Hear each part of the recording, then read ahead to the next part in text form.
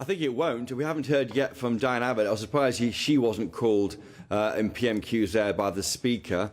The PM's line is quite clear. Mr Hester, his remorse should be accepted, time to move on, but £10 million is an awful lot of money, clearly, to give to a charity or back to Mr Hester. And that's allowed, correctly, I think, other party leaders to pile in. Stephen Flynn, the SNP leader, with the sharpest line, I think, saying the PM was putting money before morals.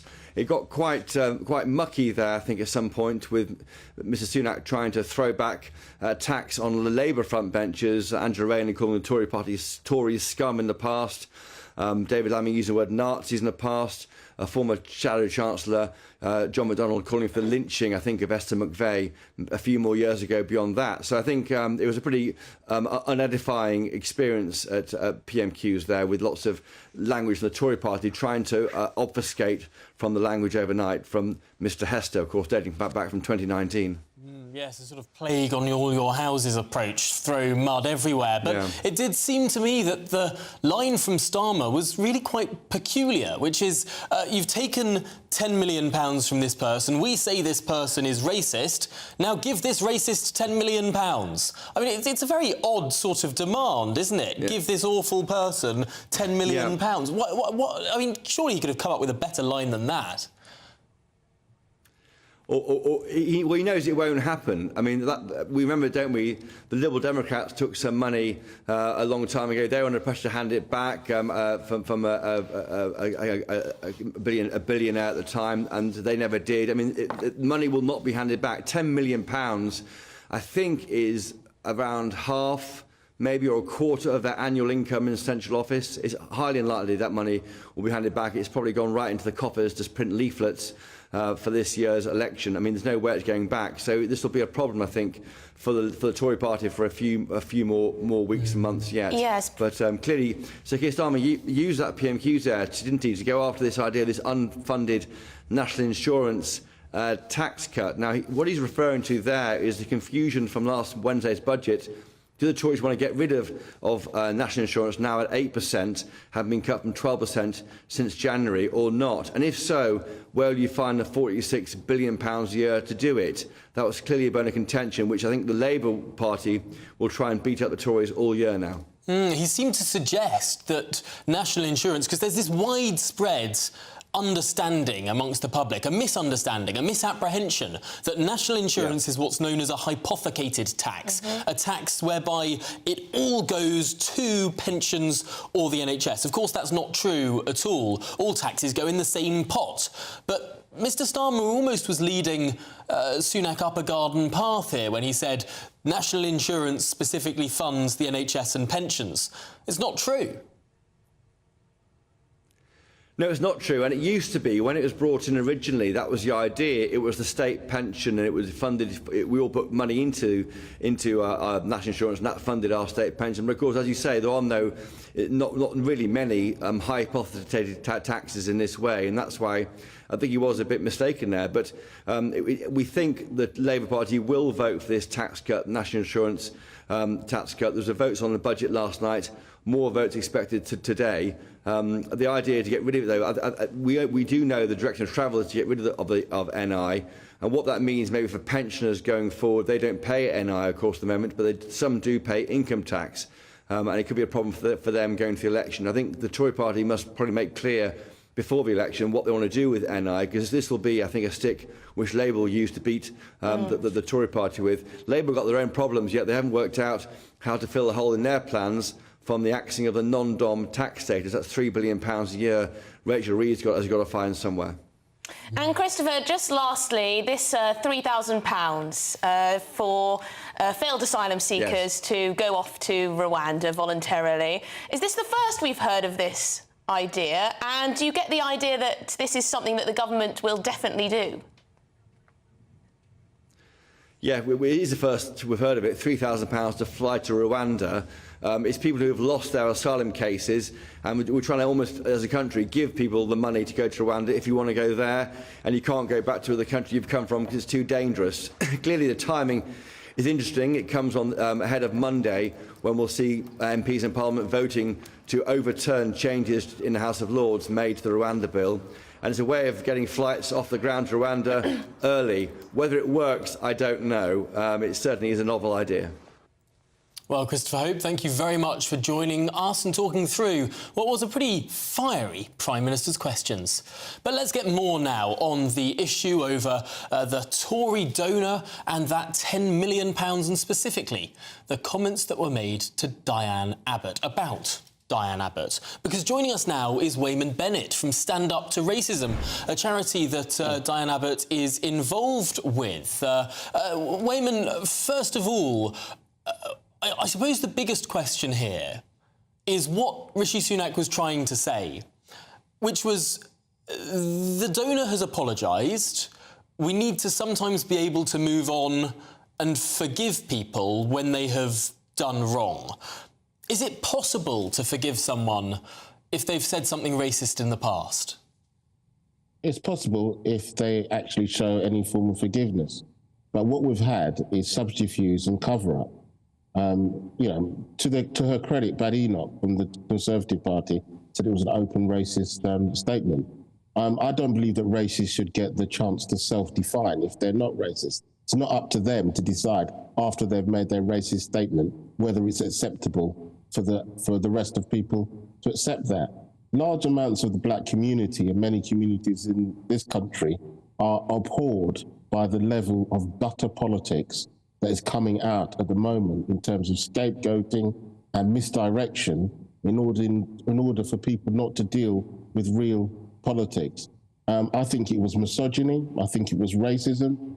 And to be honest with you, I'm not surprised that they're not going to give back the money.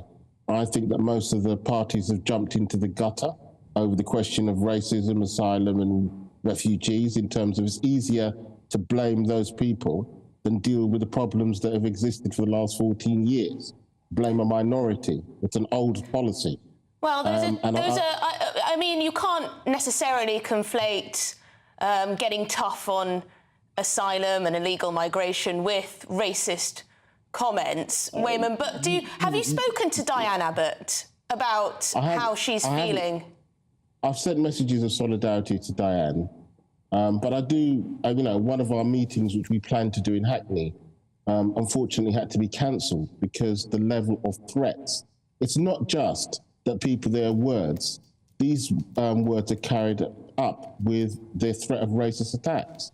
And I'm sorry, we live still in a country in which a minority of people take it upon themselves to racially abuse people simply because of the melanin content of their skin. And the level of denial that exists at the highest points of government about dealing with these problems and being honest about it, I think it could be if people set themselves some standards of rejecting racism and not using it as a political football in order to gather the racist vote, which is important for some political parties, I'm sure. But I do think it's something that we have to reject. And I don't believe that it's really been seriously tackled. I don't believe the racism inside the Conservative Party has been tackled. I don't believe it's been tackled by other fringe parties like Reform or anything like that. I think that racism, particularly anti-black racism and Islamophobia, has become a staple diet of British politics, and it's something which we intend to challenge. I believe the overwhelming majority of people in this country reject racism, and the attempt to try and galvanise it as a political machine shows the bankruptcy of political parties because they can't gather people together unless they use forms of reaction. Wayman, I think it's so important that you mentioned how some people want to downplay or deny racism in society. It's something that pervades all parties, not least, of course, the Labour Party, because it was Diane Abbott herself who was suspended as a Labour MP when she said that Jewish people don't face racism. She said that Jewish people face discrimination in the same way that ginger people face discrimination. She's still suspended as a Labour MP for that comment. So I suppose this cuts all sorts of ways. Look, we're very clear as an organisation, and that includes Diane, that we oppose anti-Semitism, Islamophobia and anti-racism. For us, it's not an Olympics of which group is more oppressed than the other. We reject all of them. And what I would expect is that if anybody made an anti-Semitic statement, made a racist statement, an Islamophobic statement, that they're challenged equally. But what we're having is an unequal status given to people dependent upon what people believe will be the political outcome if they use those different forms of racism. Yes, I guess the problem is a lot of people thought, a lot of people did think it was anti-Semitic of Diane Abbott to downplay anti-Semitism as a discrimination against redheads. I mean, that was a ridiculous comment that lots of people found deeply offensive. I think if people have listened to Diane's apology, right, what Diane said was that when you walk into a room as a black person, you're immediately identified as a black person. But you might be able to walk into a room if you're white. And my white Jewish friends tell me this, yeah? They come back and tell me that person's racist. They've said something racist about you, Wayman, right? But they have not been identified. They don't realise that that person's Jewish and would find anti-black racism as well as anti-Semitism offensive. And so what I think is one of the things which we're trying to develop is an understanding about how racism works in British society. And we want to reject all forms of racism, anti-Semitism, Islamophobia, and anti-black racism. OK, I want to make that clear. We're going to have to leave it there, but thank you very much indeed for your time. Wayman Bennett, who is from Stand Up to Racism, great to speak to you. Thank you. No, particularly interesting to get Wayman's perspective because, of course, Diane Abbott, very involved with that charity. In that organisation. Yeah. Although it is now 326 days since Diane Abbott was suspended from the Labour Party for her comments about Jewish people. I do find it extraordinary. There's supposedly this investigation into her comments, into her letter to a newspaper, to The Guardian. We haven't seen the conclusion of that investigation. It's been almost a year that she's been suspended. Have the Labour Party actually been investigating? And if they have been, why has it taken the best part of a year with still no answer? Well, that's a very good question. But still to come, failed asylum seekers will be paid £3,000 to go to Rwanda under new government plans. Is this money well spent, or is it a bribe destined to fail? You're watching Good Afternoon Britain. We're on GB News.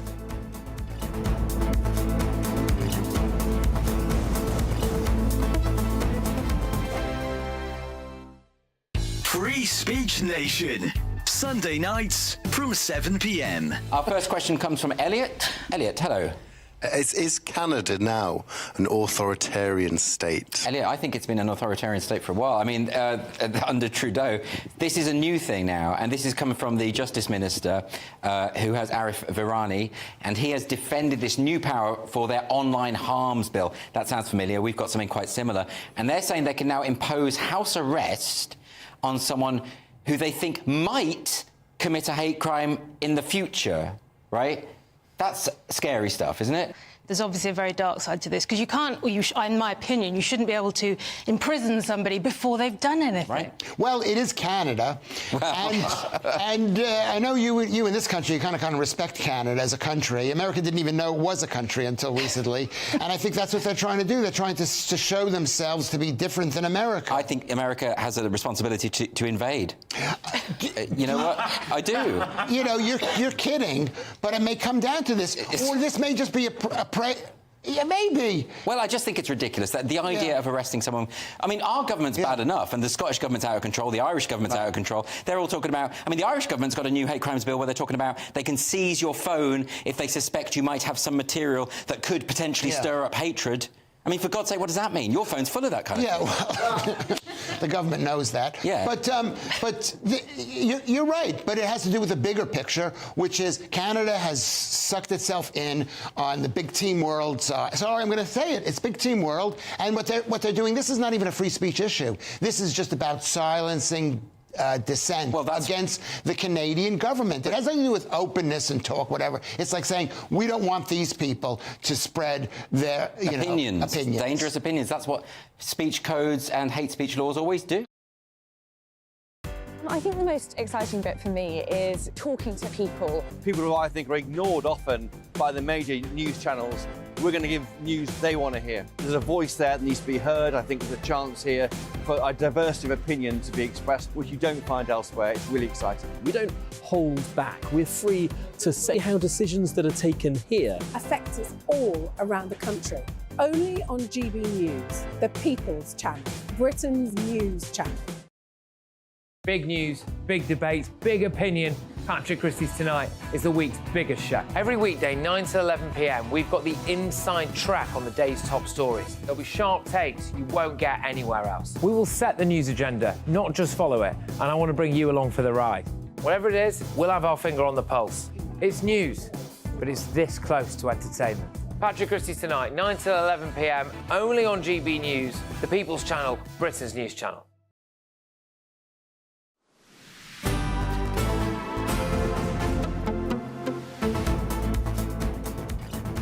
Right, it's 1:23, and is Rishi Sunak's latest desperate throw of the dice to try and tackle the migrant crisis? What is it?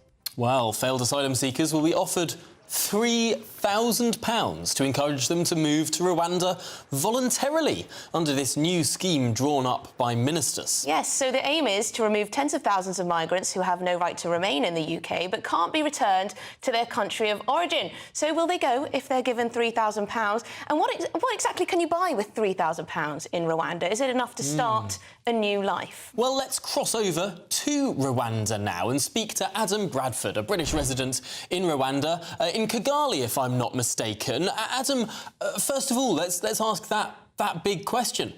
How far does £3,000 go where you are? Very good question. I mean, I think it really does depend on who you are, what kind of life you want to live, and, you know, kind of a bit like the UK, Kigali is the capital. It's like London. Things are more expensive here than, say, in other parts of the country where it's very rural and much poorer. So it depends on you, really, in terms of what you want to do with that money. I mean, I would say comparatively, Rwanda is a cheaper place to live than the UK for sure. But probably, you know, if we're talking about asylum seekers here, that kind of money is, you know, probably, it's not over the top in terms of the amounts of money they'd be spending in their own countries. So, I mean, it depends what kind of life you want to have. But, I mean, for instance, I saw some of the figures in the papers today. They're not quite correct. But, you know, things are cheaper. You can get a beer for a couple of dollars and things like that.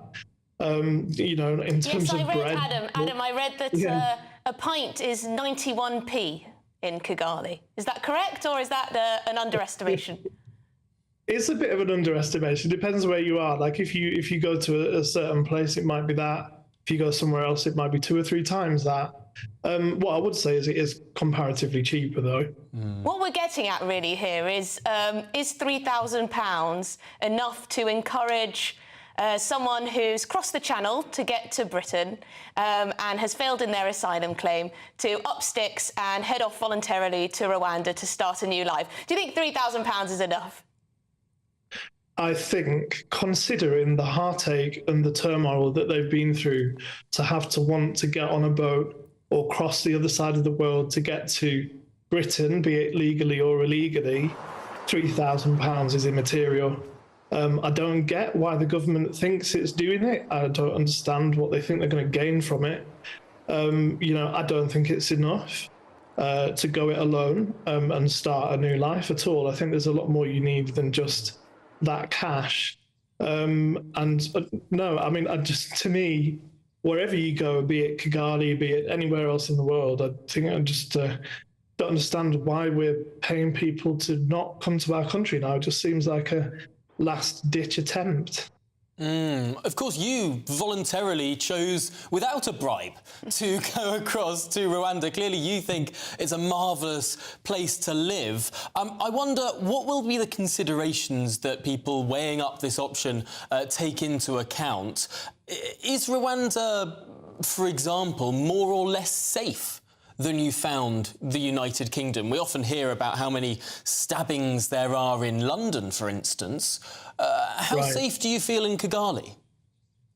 Very safe. And I would say that for the continent, I mean, Rwanda is one of the safest places completely. I mean, I think they said that, like, Kigali is one of the safest cities for women to walk through at night. The security and safety here is very good. And that's contrary to what you hear in a lot of the mainstream media. I mean, I saw one particular broadcaster talking about gangs and thugs walking around and I've never seen a single one.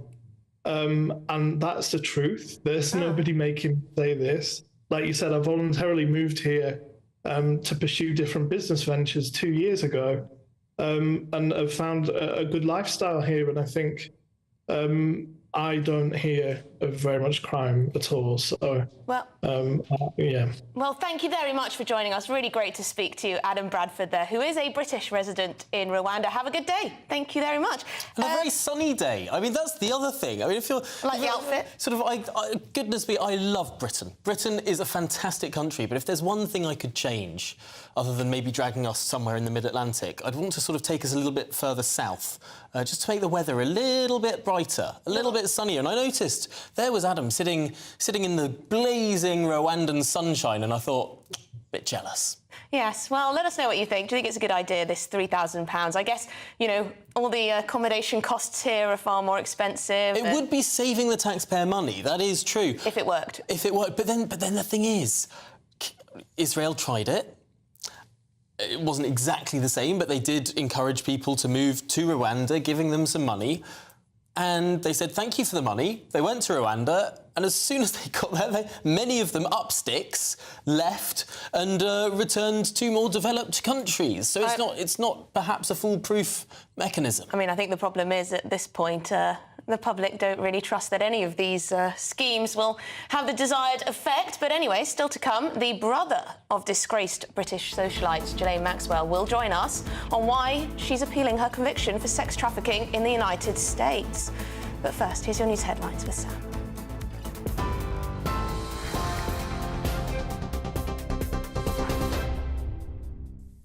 Tom, Emily, thanks very much. Good afternoon from the newsroom. 1:30 exactly, a recap of the headlines this hour. Sir Keir Starmer has confronted the Prime Minister over a Conservative donor's alleged racist comments, pressing Rishi Sunak to return a £10 million donation. Frank Hester's alleged comments dominated Prime Minister's questions this afternoon after he reportedly said that the former Labour MP, Diane Abbott, made him want to hate all black women and that she should be shot. The Labour leader asked Rishi Sunak whether he was proud to be supported by someone making such offensive statements. Well, the Prime Minister acknowledged that Frank Hester's comments were wrong and racist, but declined to say whether his donations would be returned. Instead, he called out what he said were double standards in the Labour Party. A new law aimed at quashing the wrongful convictions of sub-postmasters will be introduced by the government. More than 700 post office staff were found guilty of crimes including theft and fraud because of a faulty IT system. Rishi Sunak says the legislation is a crucial step towards resolving the largest miscarriage of justice in Britain's history.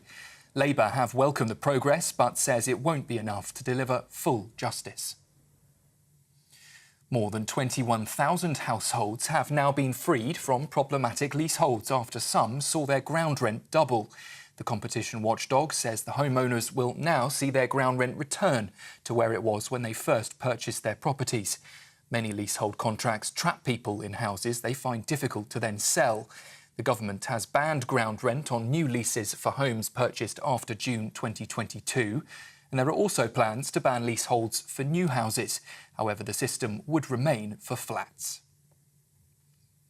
And the European Union has set out the world's first comprehensive set of rules regulating the use of artificial intelligence. The new laws aim to put down a series of guardrails for the fast-emerging sector, with the technology already used in areas such as everyday banking, in cars, smart speakers, and even in TVs. Legislation specific to the use of AI is lacking in other regions, and it's expected the EU's rules will help set the tone for how the world regulates the new and emerging technology. Those are the headlines for now. For more, you can sign up to GB News Alerts. Just scan the QR code there on your screen.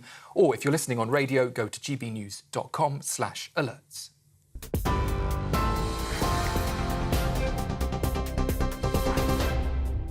For a valuable legacy your family can own, gold coins will always shine bright. Rosalind Gold proudly sponsors the GB News Financial Report.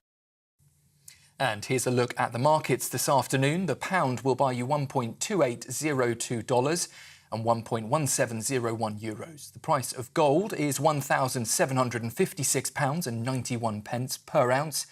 And the FTSE 100 is at 7,756 points.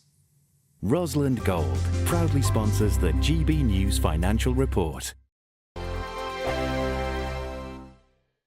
Welcome to your latest weather update from the Met Office for GB News. Bit of a three-way split with the weather today. Many places dry, but fairly soggy over parts of Wales and northwest England. Very mild, especially so in the south. It's across the far north where we've got low pressure dominating. This weather front is generating that three-way split. Stuck under it, very soggy conditions over Cumbria, parts of North Wales in particular. A few showers in mid and south Wales and at times maybe over eastern England and in the far northwest. But a good part of Scotland, Northern Ireland dry and bright, and much of the south and east of England dry. Fairly cloudy, but some sunshine. Could see temperatures jump right up to 14, 15 degrees Celsius. Generally it is pretty mild, but colder air in across Scotland and Northern Ireland, but we will have some sunshine here this afternoon. The rain is going to persist overnight over North Wales and northwest England. The rain really building up over the hills and mountains here before slowly pushing back towards Northern Ireland and southern Scotland through the early hours. We'll see more rain then come into West Wales later. Much of the south and east dry overnight and very mild, 9 or 10 the low. A little colder though in northern parts of Scotland with some clearer skies here. As the wet weather pushes north tomorrow, fairly soggy morning through the central belt and across Northern Ireland. Eventually we'll see some snow on the tops of the mountains. Further south there'll be some more showery rain coming into Wales and parts of southwest England. Again, much of eastern England dry. And here temperatures tomorrow could reach 16 Celsius. Goodbye. I'm Michelle Dewberry, and I'm not here to tell you what to think. I'd much rather hear what you have to say. So send in your opinions to gbviews@gbnews.com. Keep them clean, and you never know, I might read them out.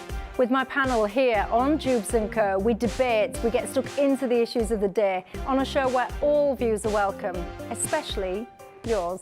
GB News, the People's Channel, Britain's news channel.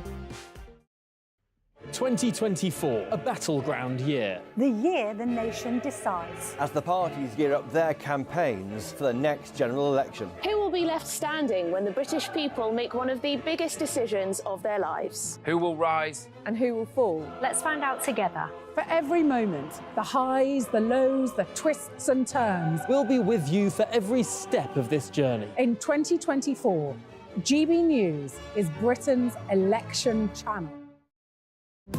GB News is the home of free speech. We were created to champion it, and we deliver it day in, day out. Free speech allows us all to explore and debate openly the issues most important to us, our families, and of course, the British people. Having challenging conversations to enlighten each other. Which is why we hear all sides of the argument. We are the People's Channel. We will always stand by the freedom to express yourself. On TV, radio and online. This is GB News, Britain's news channel.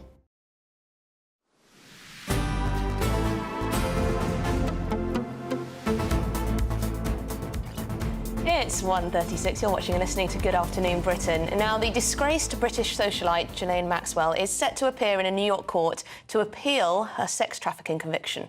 Yes, the 62-year-old was found guilty in 2021 of luring young girls to massage rooms for the convicted paedophile financier Jeffrey Epstein to molest between 1994 and 2004. Now, Ghislaine Maxwell's lawyer yesterday argued that a previous agreement in 2007 had promised that Epstein's co-conspirators would not be prosecuted. But joining us now is the brother of Ghislaine Maxwell, Ian Maxwell. And Ian, thank you for making the time for us. I suppose, looking at this whole affair, it does seem pretty eyebrow-raising that your sister is appealing her conviction. We know how close she was to Jeffrey Epstein. She's not even appealing on the grounds that she didn't work to help him procure young individuals, minors, for his lurid desires.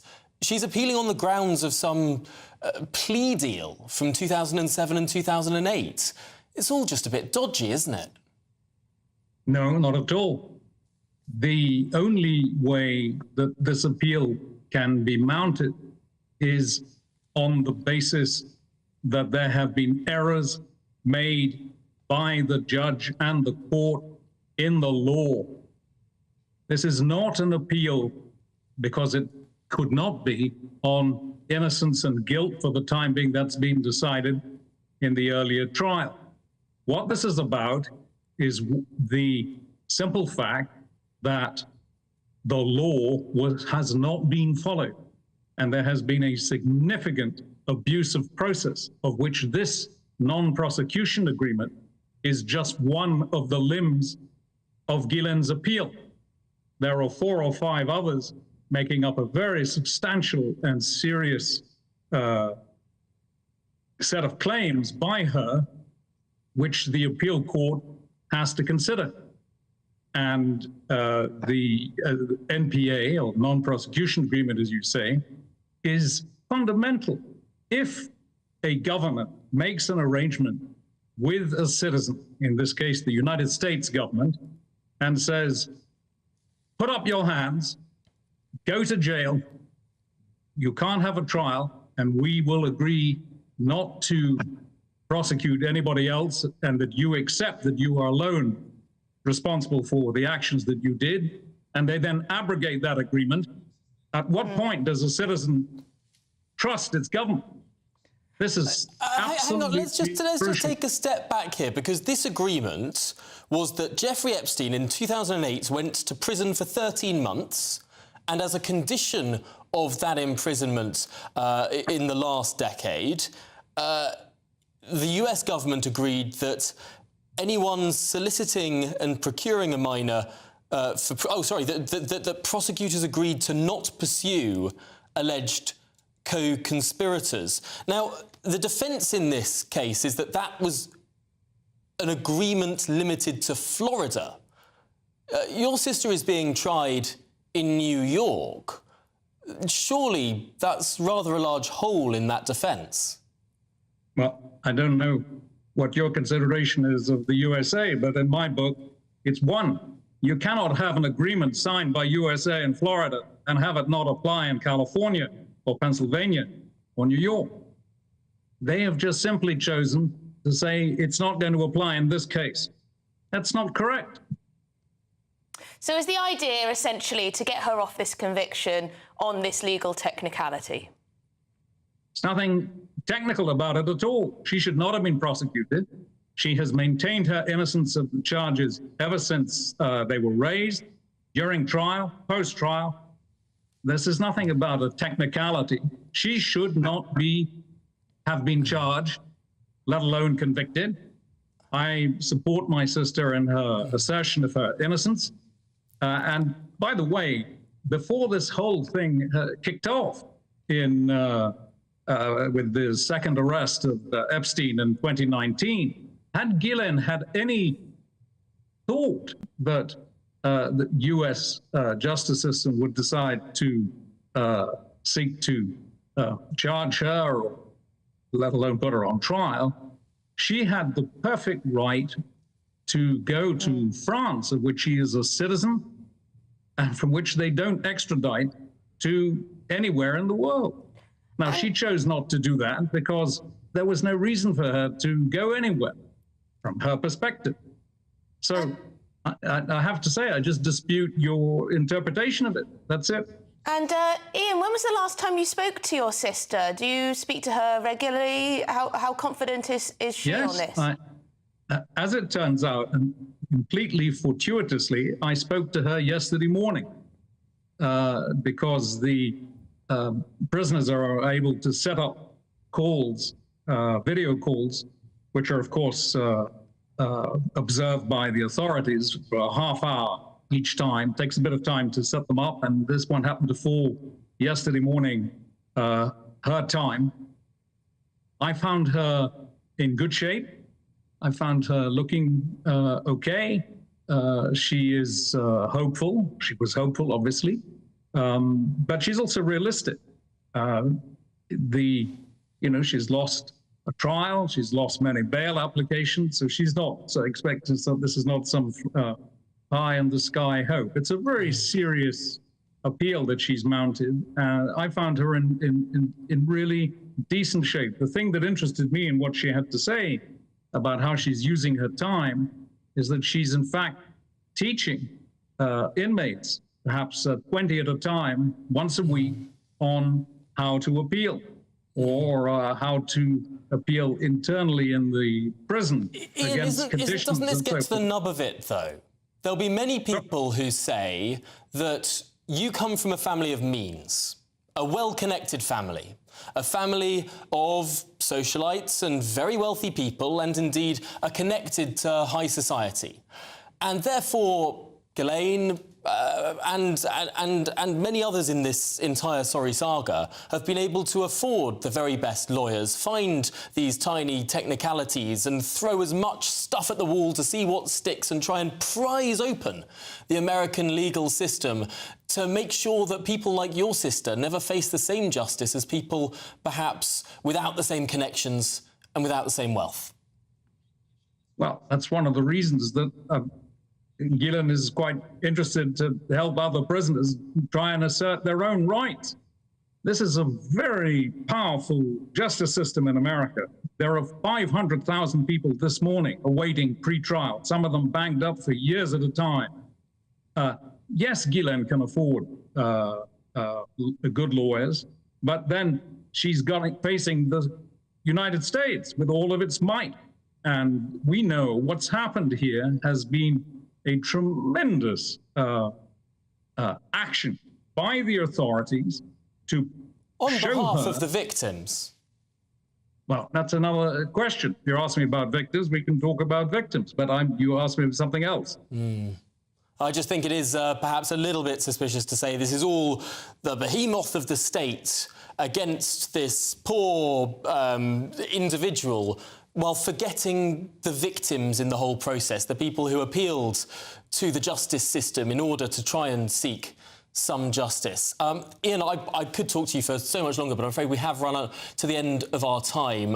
Really appreciate you putting your case across, and it will be fascinating to see how far this goes. Ian Maxwell, the brother of Ghislaine Maxwell. Thank you very much indeed. Well, moving on, puberty blockers will no longer be available for children on the NHS in England. There will be a ban. We'll be speaking to a former gender clinic nurse, the biggest whistleblower on the use of hormone suppressants for children. You're watching Good Afternoon Britain. We're on GB News.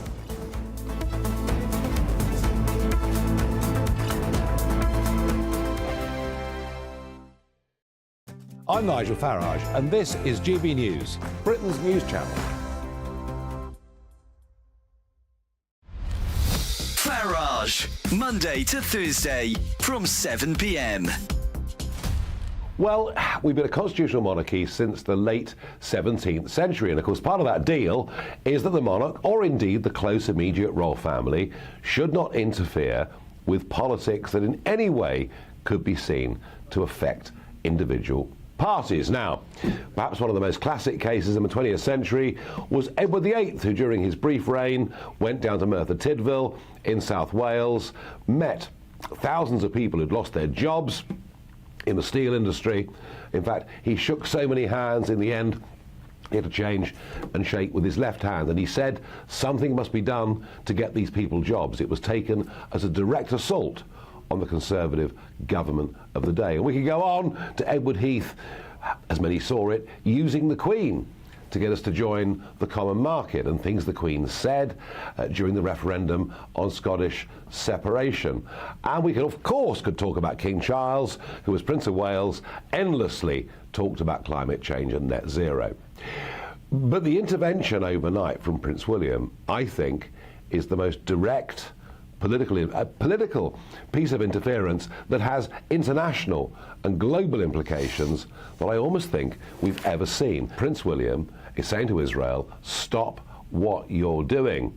Some will see that as being given a free pass to Hamas. Many young people will say, hooray, he's doing the right thing. But whether he's doing the right thing or not, has he gone just too far with this? Should our future king intervene in this way? I don't believe that he should. I think he's making a very big mistake. Big news, big debates, big opinion.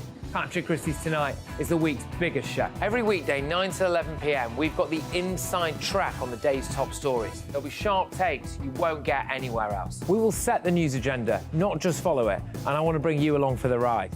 Whatever it is, we'll have our finger on the pulse. It's news, but it's this close to entertainment. Patrick Christie's Tonight, 9 till 11 p.m, only on GB News, the People's Channel, Britain's news channel.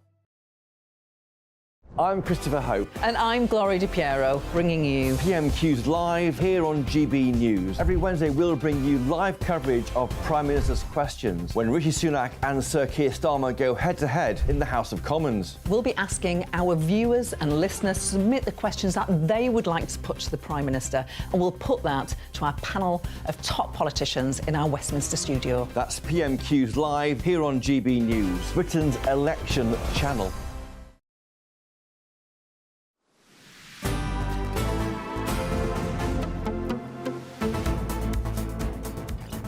It's 1:49. Now, puberty blockers will no longer be available for children on the NHS in England.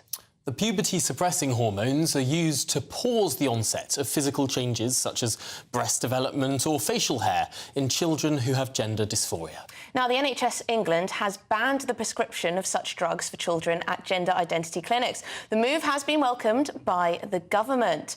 Well, our guest this afternoon previously worked at a leading UK centre for gender dysphoria. Thanks for joining us, Sue. Sue, very interested to speak to you about this because you worked at the Tavistock Clinic, which has become notorious among many who are very deeply concerned about how gender dysphoria is being treated in this country.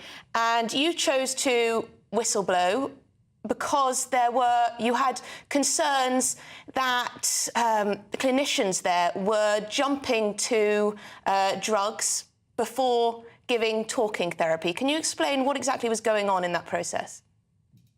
Yes, thanks very much for having me on. And the first thing I'd say is I'm not sure I chose to whistleblow. It didn't feel like much of a choice. It felt really like a clinical obligation.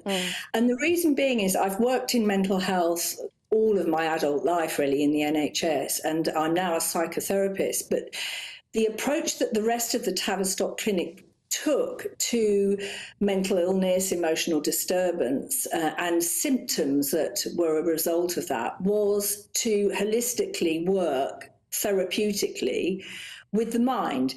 But when I went to work in the GIDS, the Children's Service, I very quickly became aware that there were some children who had only been seen approximately 4 times and were being recommended for puberty blockers. And I raised concerns within the team initially, obviously with my clinical managers, but I didn't feel that was very comfortable or possible to be heard. So then I went outside the team to the Tavistock clinical director, and David Taylor did a report about it, but the truth of it was really the report sank without trace. Whether it was buried or just lost, I don't know. And so the clinical model has continued despite the very similar concerns that were raised back in 2006 by David Taylor's report. And they have continued until this announcement yesterday by NHS England. As this announcement has been made, I understand that there are fewer than 100 children in the whole country of 67, 68 million, fewer than 100 who are currently on NHS puberty blockers. Just how big is this issue? It seems like it's a very, very small percentage of people being treated who are actually given this treatment. So the first thing to say about that is we really don't know how many children are receiving this treatment, partly because many of them have gone privately. But the other thing is, this is a worldwide problem. You know, over in the States, there are thousands of children receiving hormones and surgeries.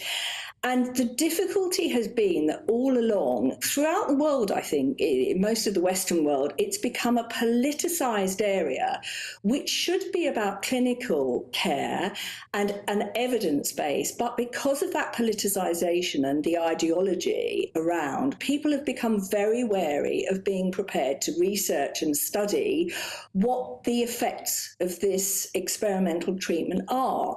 And so there are many claims made by WPATH, for example, and by some of the charities that, you know, there's only 1% regret. That's absolutely impossible to say. You know, I myself know personally several people who have chosen to detransition. But we are also unable to say how many detransitioners there might be, or regretters, because the Tavistock GIDs did not follow up their children. And that was proven when we went to the judicial review. And finally, the judges asked the Tavistock to answer some of these questions that they kept avoiding answering. And it was at that point that they had to confess they didn't know what happened to their patients. Sue, just lastly, because we're running out of time, do you fully support then this ban on puberty blockers for children? And, well, just that question, really. Do you fully support this? Okay. So, look, it's a really complex answer, and I'll try and be really quick. The thing is, this is a complex presentation. Gender dysphoria is like a symptom, and it's presented in the physical body in the same way that other psychological illnesses can be.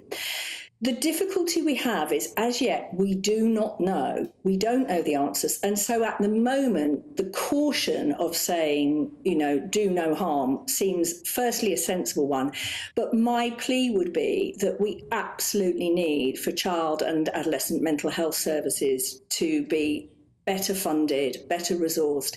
Because the problem is, although everyone's saying, oh, let's give these children support and therapy, there are very few people like me, who are prepared to work in this area because they fear the threat of a conversion therapy. And secondly, it is challenging Sue, I'm work. terribly sorry. We're going to have to leave it there because we've run out of time, but fantastic to speak to you. Coming up, are you proud to be British? We'll be hosting that debate after this break. A brighter outlook with Box Solar, sponsors of weather on GB News. Welcome to your latest weather update from the Met Office for GB News. Bit of a three-way split with the weather today. Many places dry, but fairly soggy over parts of Wales and northwest England. Very mild, especially so in the south. It's across the far north where we've got low pressure dominating. This weather front is generating that three-way split. Stuck under it. Very soggy conditions over Cumbria, parts of North Wales in particular. A few showers in mid and south Wales and at times maybe over eastern England and in the far northwest. But a good part of Scotland, Northern Ireland dry and bright, and much of the south and east of England dry. Fairly cloudy, but some sunshine. Could see temperatures jump right up to 14, 15 degrees Celsius. Generally it is pretty mild, but colder air in across Scotland and Northern Ireland, but we will have some sunshine here this afternoon. The rain is going to persist overnight over North Wales and northwest England. Rain really building up over the hills and mountains here before slowly pushing back towards Northern Ireland and southern Scotland through the early hours. We'll see more rain then come into West Wales later. Much of the south and east dry overnight and very mild, 9 or 10 the low. A little colder though in northern parts of Scotland with some clearer skies here. As the wet weather pushes north tomorrow, fairly soggy morning through the central belt and across Northern Ireland. Eventually we'll see some snow on the tops of the mountains. Further south there'll be some more showery rain coming into Wales and parts of southwest England. Again, much of eastern England dry. And here temperatures tomorrow could reach 16 Celsius. Goodbye. That warm feeling inside from Boxed Boilers, sponsors of weather on GB News.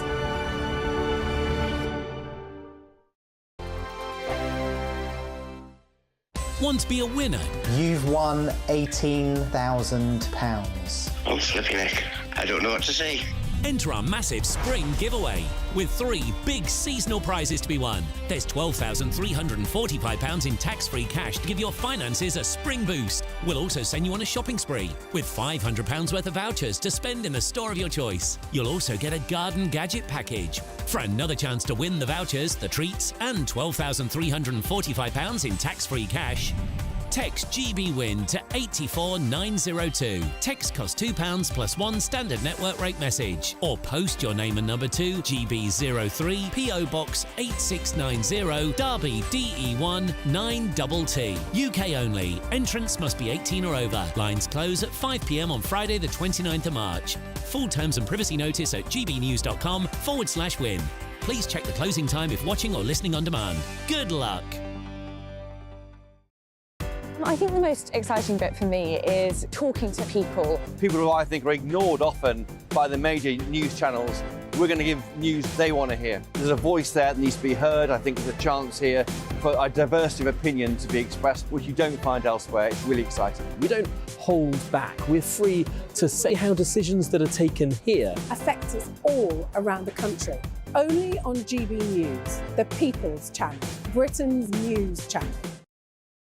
Join me, Camilla Tominey, every Sunday at 9:30 when I'll be interviewing the key players in British politics and taking them to task. This report basically says that he's not fit to stand trial. With an upcoming election looming over Westminster, now is the time for clear, honest answers. I agree. And that's precisely what I'll get. Is he indecisive? Incompetent? That's the Camilla Tominey Show at 9:30 every Sunday on GB News, the People's Channel, Britain's election channel. GB News is the home of free speech. We were created to champion it, and we deliver it day in, day out. Free speech allows us all to explore and debate openly the issues most important to us, our families, and of course, the British people. Having challenging conversations to enlighten each other. Which is why we hear all sides of the argument. We are the People's Channel. We will always stand by the freedom to express yourself. On TV, radio and online. This is GB News, Britain's news channel. I'm Michelle Dewberry, and I'm not here to tell you what to think. I'd much rather hear what you have to say. So, send in your opinions to gbviews@gbnews.com. Keep them clean, and you never know, I might read them out. With my panel here on Jubes & Co, we debate, we get stuck into the issues of the day on a show where all views are welcome, especially yours. GB News, the People's Channel, Britain's news channel.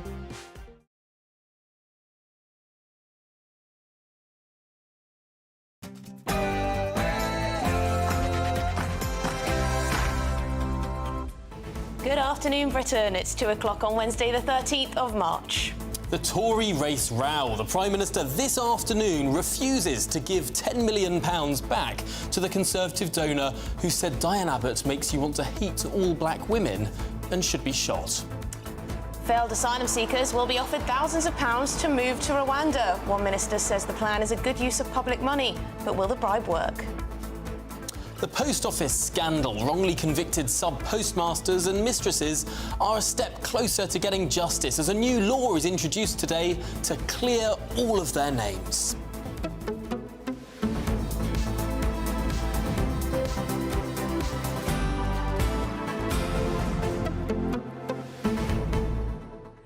It's a shame we ran out of time with Sue Evans just before the break there about the NHS banning puberty blockers, because one thing I did want to get at is if the NHS is banning them, OK, in my view, that's a positive step and massively needed, but will that have any impact on private clinics who are willing to give out puberty blockers for those under the age of 18? Will it? Possibly not. Will it change best practice in private clinics? As far as I understand it, the law currently in the UK is that you can't give them to someone below the age of 16. That's what I read earlier today. So if private practices are doing that for people between the ages of 16 and 17, is that such a big issue? One of the biggest things that I think is a factor in this debate that muddies the water is that different sides say different things. Some people say that these will make children infertile. Well, others say that they won't. Others say that they won't. People say that these are irreversible. Others say that they're reversible. What is clearly needed here is rigorous scientific study. Well, to be honest, what I think is shocking is that clearly from the Tavistock, as one example, ideology took precedent over clinical advice, proper investigation. So, for example, the issue that Sue has highlighted and has highlighted for a long time is that the clinicians had moved towards, oh yeah, let's go down the treatment path with medical intervention and drugs and so on and so forth, without actually investigating fully talking therapy. Now, there may be many kids who are suffering from lots of different conditions. We know that lots of autistic children, for example, can feel gender dysphoria, or at least disproportionately they're affected. And if clinics are saying to children, no, the only way for you to feel comfortable in your body is to go on puberty blockers, is to go down that route of medical intervention, then they are doing a massive disservice to children who may go on to regret things. I think you make a very good point. It has to be holistic. It's absolutely I think you make a very, otherwise. very good point that if everyone is put down a medical path, there's something going wrong.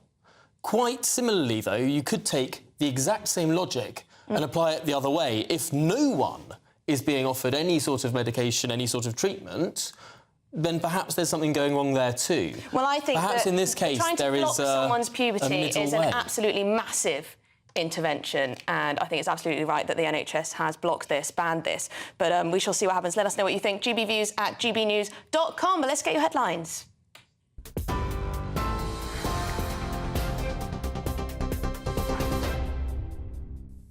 Tom, Emily, thank you very much. Good afternoon from the newsroom. 3 minutes past 2.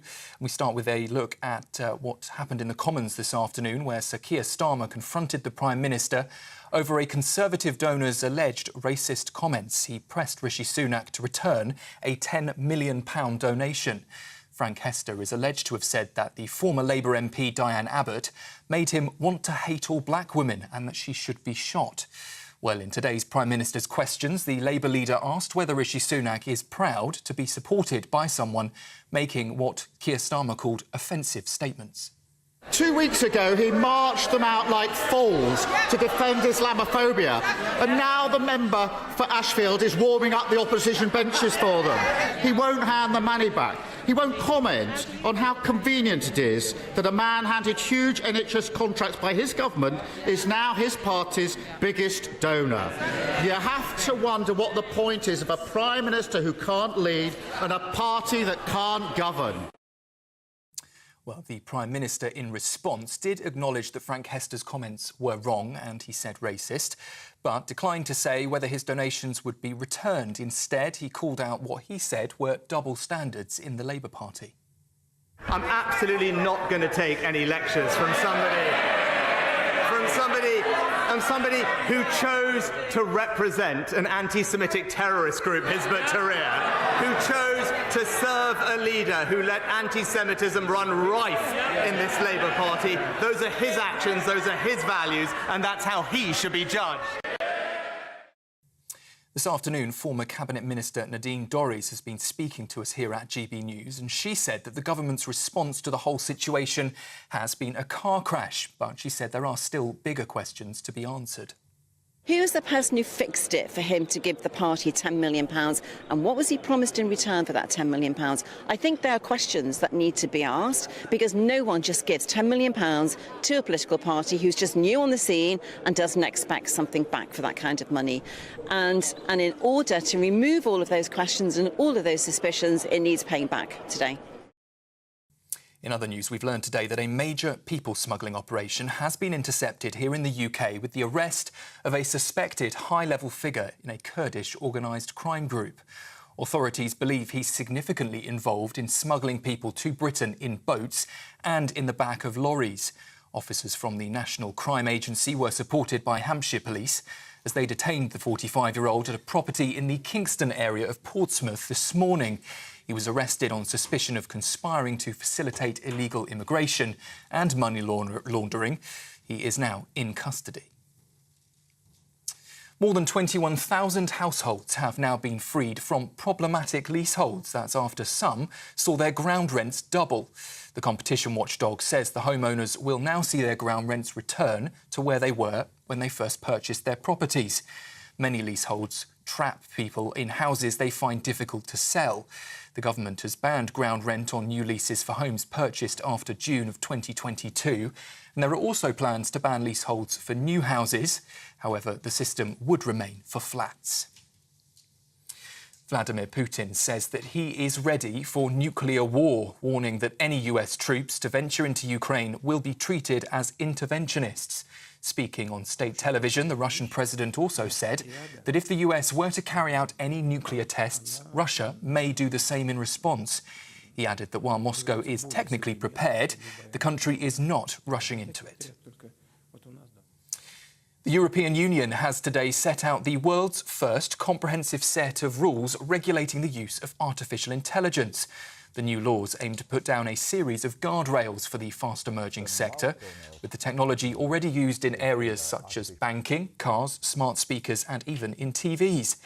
Legislation specific to the use of AI is lacking in other regions, and it's expected the EU's rules will help set the tone for how the world regulates the new technology. And finally, have you ever wanted to be a spy? Well, the UK's intelligence agency has just the trick with this new online puzzle. If you're watching on TV, you can see here this picture where the challenge has been set to see if you can crack the code by identifying letters within the image to reveal a hidden message. It's designed to attract people with a unique problem-solving skill. GCHQ says that it's been published to recruit a broader mix of minds who can tackle complex threats from hostile powers. Those are the headlines. Plenty more to come with Tom and Emily throughout the afternoon. In the meantime, you can sign up to GB News Alerts. Just scan the QR code on your screen or go to gbnews.com/alerts.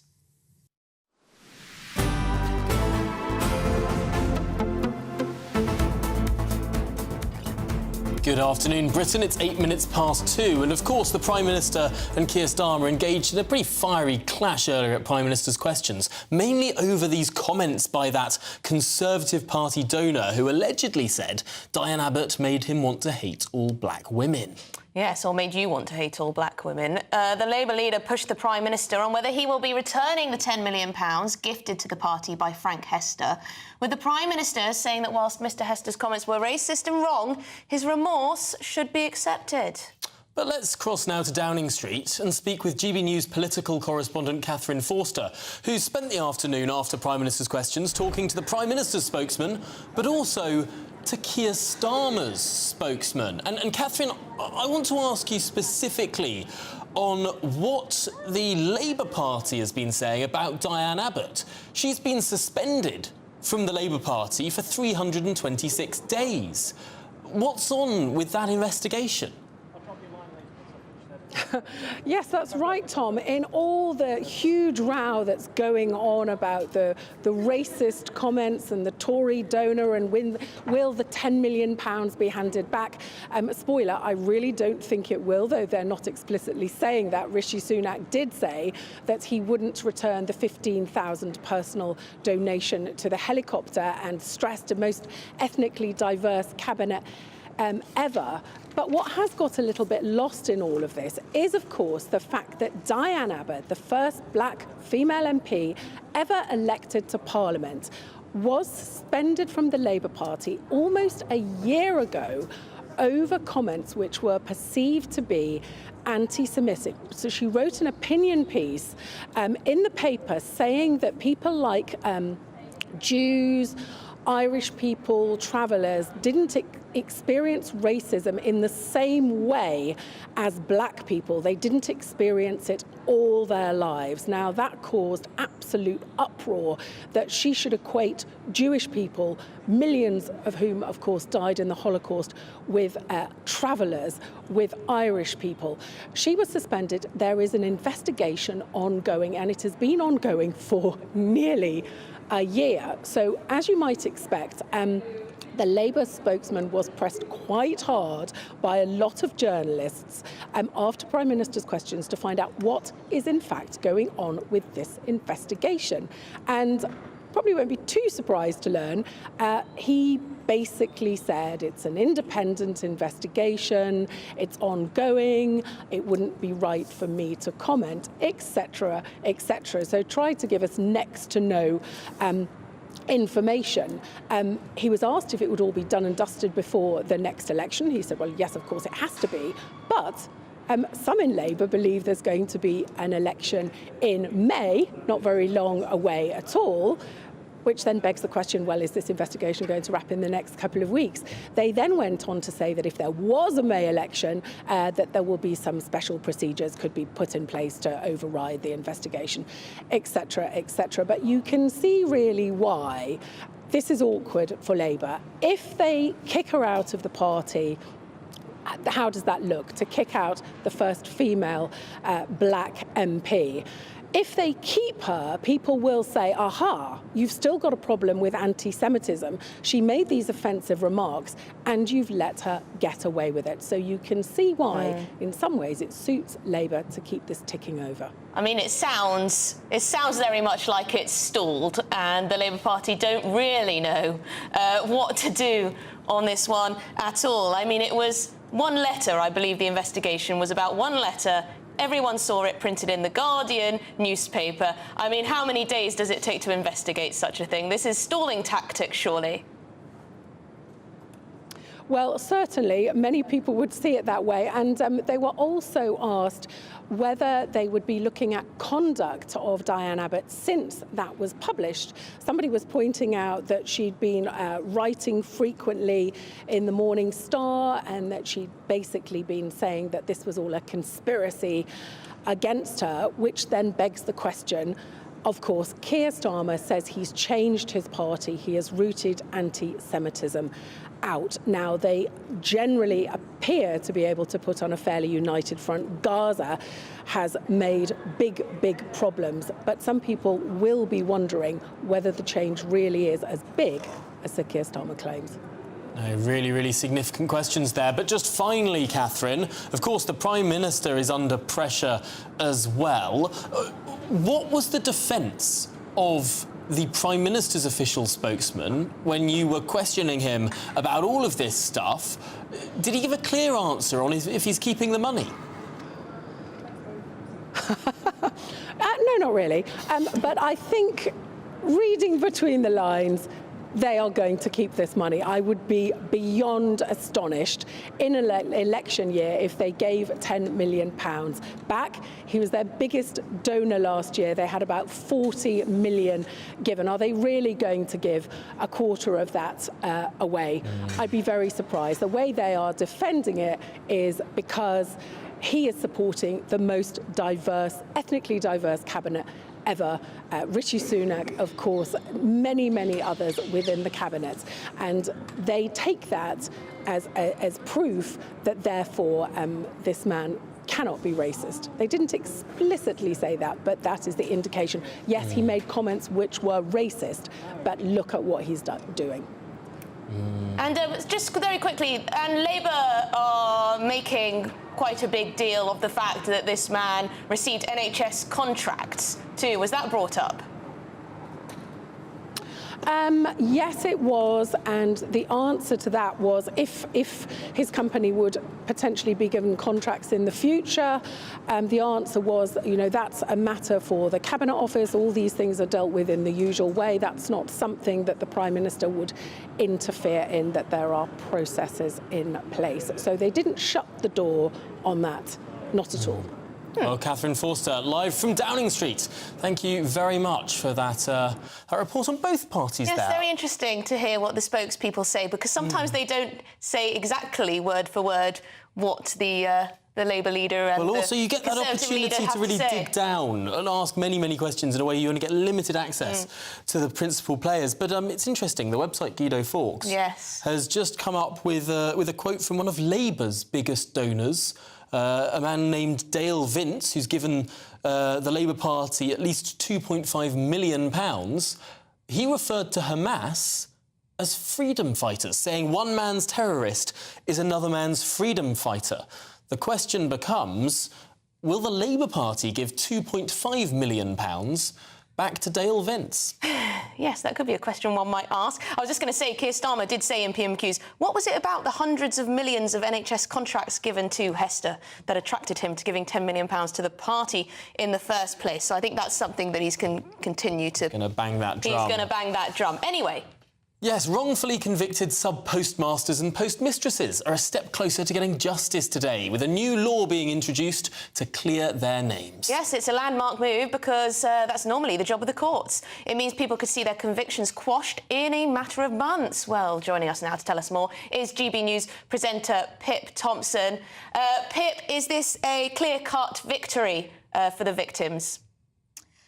Well, it is certainly progress, Tom and Emily. I don't know if either of you were watching the Brit Awards the other night, but the former sub-postmistress Jo Hamilton, she was presenting an award there, and she actually said in front of millions of us who are watching on the television, despite what the government says, they are not paying the postmasters. Well, the government today hopes to have changed that by introducing this bill. The Post Office Minister, Kevin Hollerake, announced it in the House of Commons within the last hour, and it is going to overturn the convictions of hundreds of sub-postmasters and mistresses.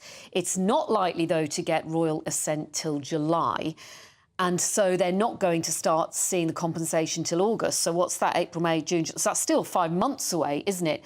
These lives, thousands of people's lives, have been destroyed. They have lost their livelihoods. This compensation process, it is quite complicated, but there's different schemes, and the way it's going to work is that those with overturned convictions, they will receive an interim payment with the chance of getting a fixed and final offer of £600,000. Is that enough, you might ask, for those livelihoods that have been ruined? And there's this other scheme where people can be entitled to a fixed £75,000 through the Horizon Shortfall scheme. And for those who want to pursue more compensation and want to have their claims assessed as part of the scheme overall and not just settle for less, they can go ahead and do that. Now, one of the people that campaigned for years for justice is the former Tory MP, Lord Arbuthnot. He, of course, has welcomed this bill, but says there is still plenty more needed to be done to make sure such a scandal does not happen again.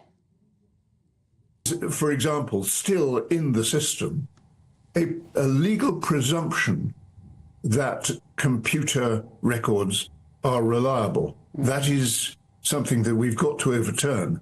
But how we overturn it hasn't yet been ironed out. But that is something that we've got to deal with. And until that is dealt with, we can't be sure that everything's been ironed out. But equally, the culture in the post office remains deeply suspect, as we heard from some of the select committee hearings that have gone on in the last couple of months. And so there's a lot still to be done. So that was Lord Arbuthnot speaking a little earlier here on GB News. And what you said there, it is a landmark announcement because it could effectively set a precedent, letting politicians and Parliament overturn the decisions of the courts. And inevitably, there will be people who actually are guilty of fraud who will be getting this compensation. But the government does believe, if you excuse the pun, that it is a price worth paying. And let's not forget, there will be many people, or some people who've passed, who haven't had the chance to see justice done. And there are the cynics out there who say, well, if it wasn't for that ITV dramatisation, we wouldn't be where we are. And also, we're in an election year. Yes, indeed. Well, thank you very much indeed. Pip Thompson, GB News presenter, thank you for bringing us that update. Well, still to come, are you proud to be British? We'll be debating whether we're too scared to say it. Certainly won't be a debate to miss. You're watching Good Afternoon Britain on GB News.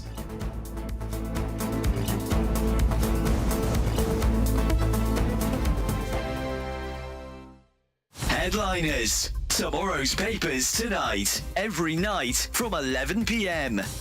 Is a debate on gender really a far-right issue? Far right. I'm so bored of that phrase, you know what I mean? Like, anyone who talks about... anyone who acknowledges that there are two sexes is suddenly far right, because that's what Hitler and Mussolini were all about.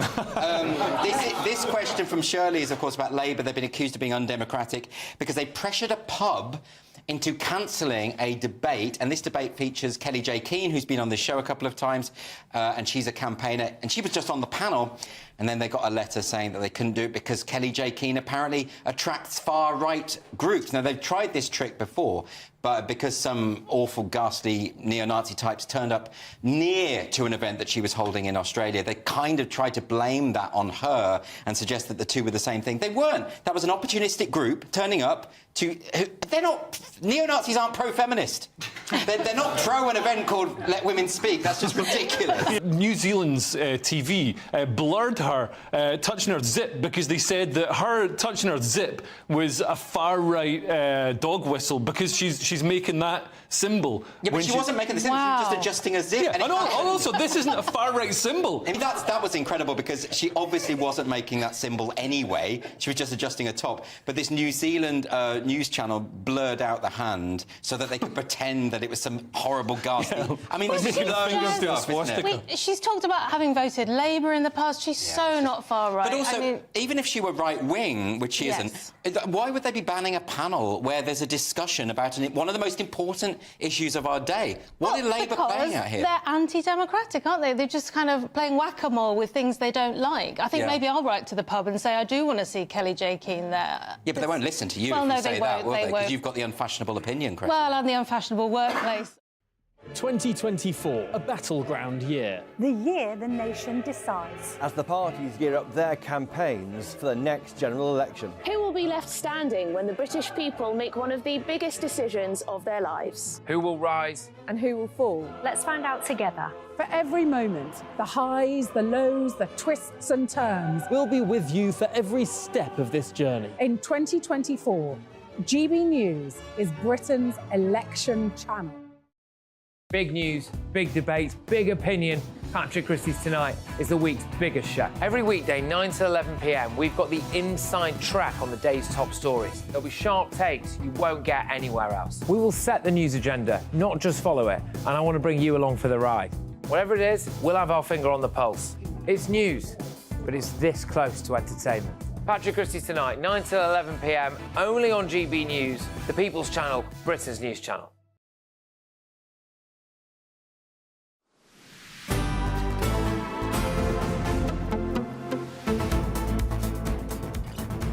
Right, well, it's 2:24. You're watching and listening to Good Afternoon Britain.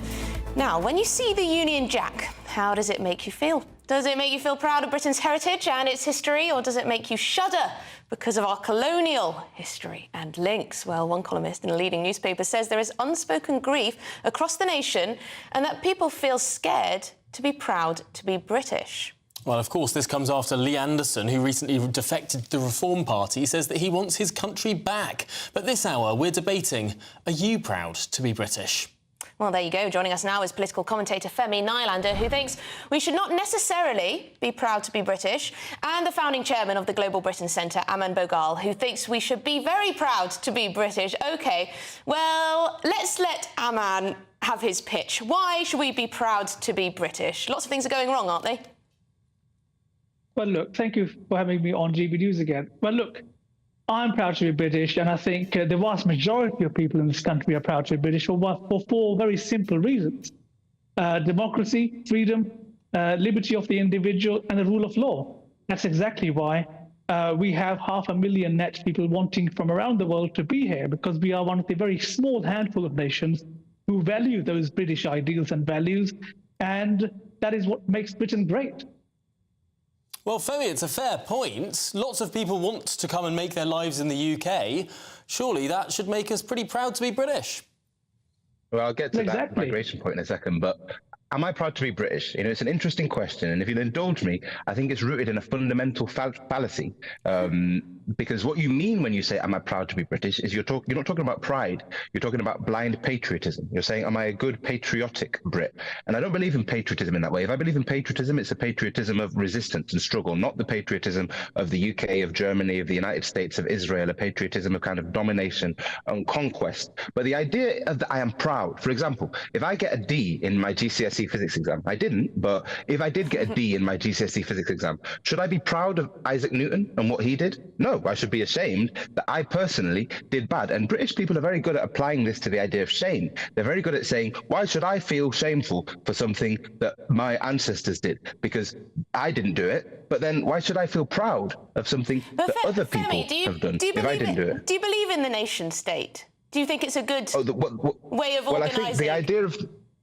I think the nation state is a good way of obscuring the connections you have with other people in other places and saying you have connections with people you've got no connections with. The viewer at home watching this has more in common with a working class person in Spain than they do with the Nepo baby, Eton-educated, hedge fund manager, millionaire Jacob Rees-Mogg, right? But the idea that they're both British helps to connect to them, right? So the idea that Jacob Rees-Mogg has anything in common with you sat at home watching this is ludicrous. But the idea that you're both British helps to connect you in some false way.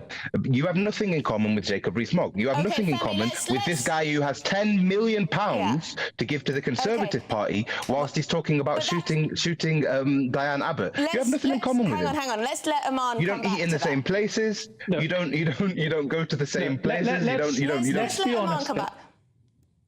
Look, I respect the other panelist for having his views. Look, I'm a free speech absolutist.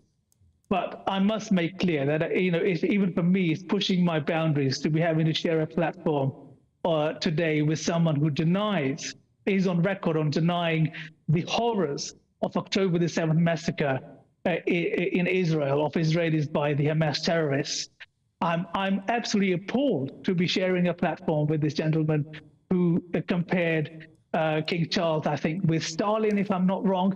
Look, let's be honest. What knits us together as a nation is a shared common belief and pluralism that we are all British and we're proud to be. This is a civilizational nation. This country has given the world so many good things, and that is something to be incredibly proud of. Point to me how many other civilizational nations... When have I denied October the 7th? I think you're on record saying that, Israeli women were not raped by Hamas terrorists. Is that not correct? Do you want to correct that opinion being peddled by other channels? Well, the point I'm saying, and the point I made at the time, is that no Israeli women have come forward. We have no actual Israeli women who have come forward to substantiate those claims. Really? And so, Well, I think I will let viewers make up that point. But as far as being a patriot is concerned, can you give me one name? I can give you 13,000 names of children that have been massacred. Can you give me one name of someone who's come forward to substantiate those claims? But obviously, what you're doing is you're fear-mongering. Okay, well, let's get back to the idea. Can you give me one name, please? Give me one name. Give me one name. Well, look, I think we let people make up their own minds for what you have to just profess. Give me a name. Coming back to any of you, any of the three of you. Hang on. What about the 40 beheaded babies? Can you give me the name of a beheaded baby? So please, let's not get into the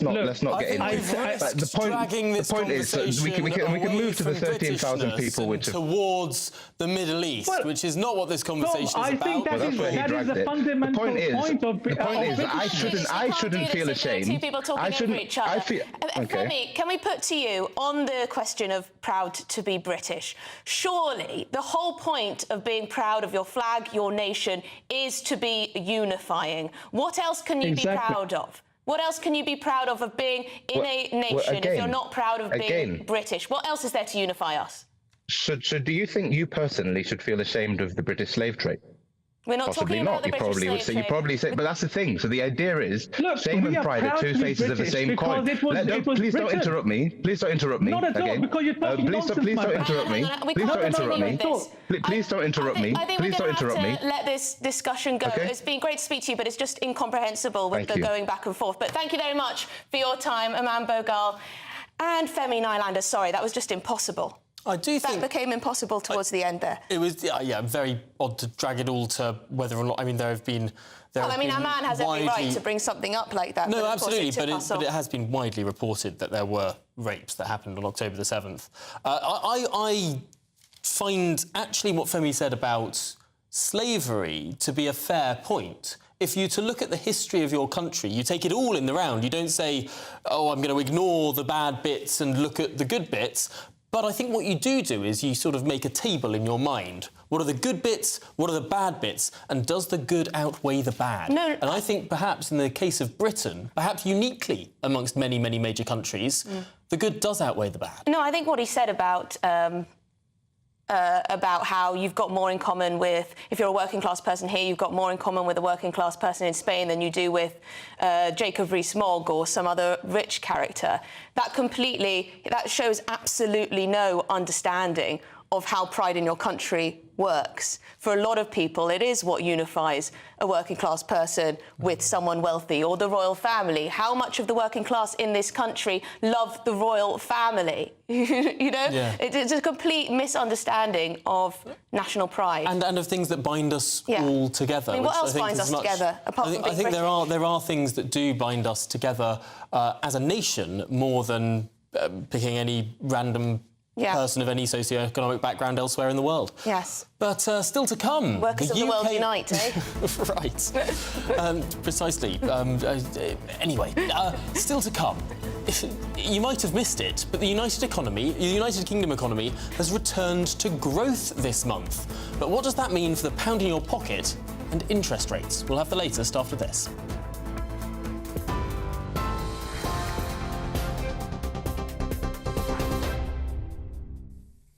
Good afternoon from the GB Newsroom. I'm Sam Francis. The headlines just after 2:30.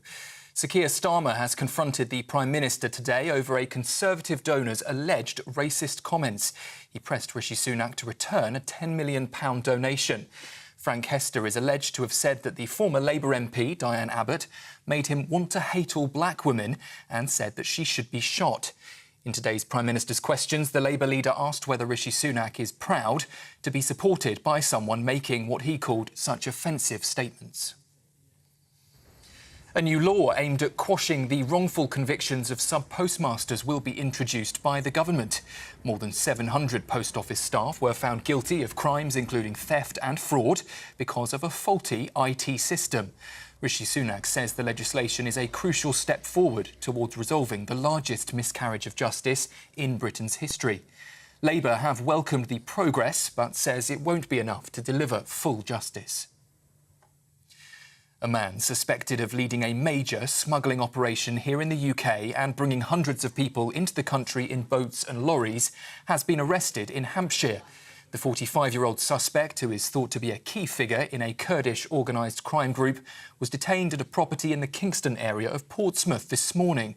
He was arrested on suspicion of conspiring to facilitate illegal immigration and money laundering. He is now in custody and being questioned by investigators. And the European Union has set out the world's first comprehensive set of rules regulating the use of artificial intelligence. The new laws aim to put down a series of guardrails for the fast-emerging sector, with the technology already used in areas such as everyday banking, in cars, smart speakers and TVs. Legislation specific to the use of AI is lacking in other regions, and it's expected the EU's rules will help to set the tone for how the world regulates the new technology. Those are the latest headlines. In the meantime, you can sign up to GB News Alerts. Just scan the QR code on your screen or go to gbnews.com/alerts.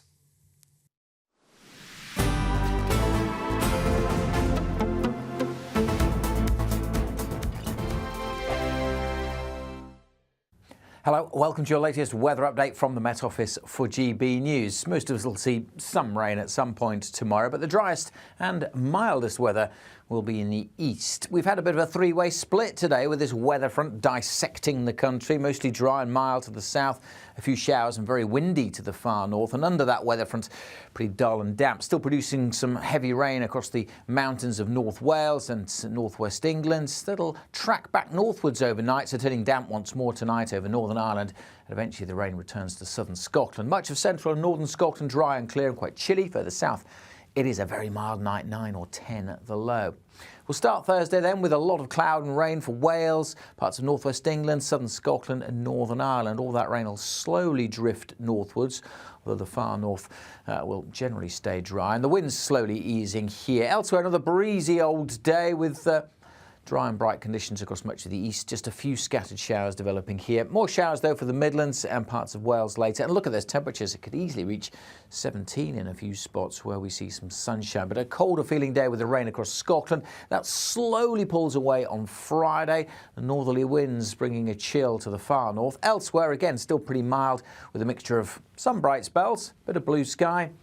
but also quite a few blustery showers. Again, temperatures pretty mild across the south, a colder feel further north. Goodbye.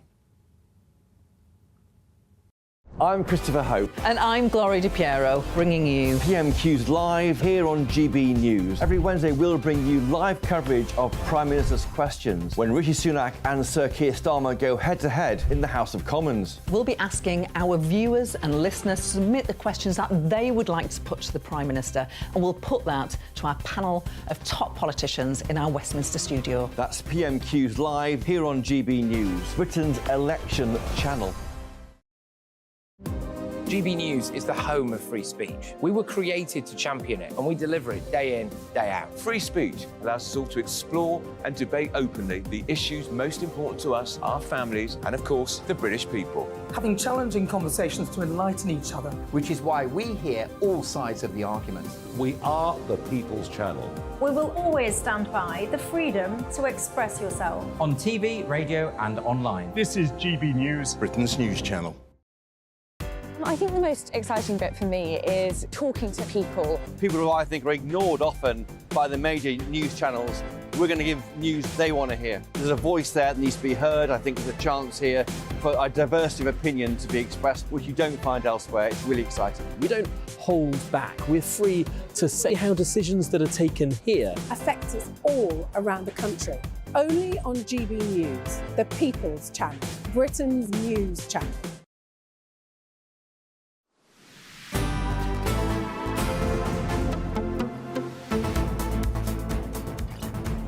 Good afternoon, Britain. It's 38 minutes past 2, and the Trade Secretary, Kemi Badenoch, has signed what's been called a landmark deal with the Governor of Texas, Greg Abbott.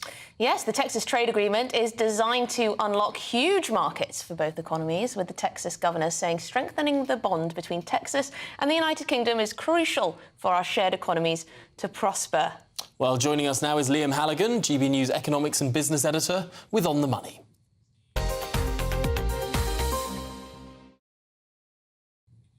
And Liam, this is just one in a number of successive agreements with individual US states, I suppose, because Joe Biden doesn't want to sign a whole federal deal.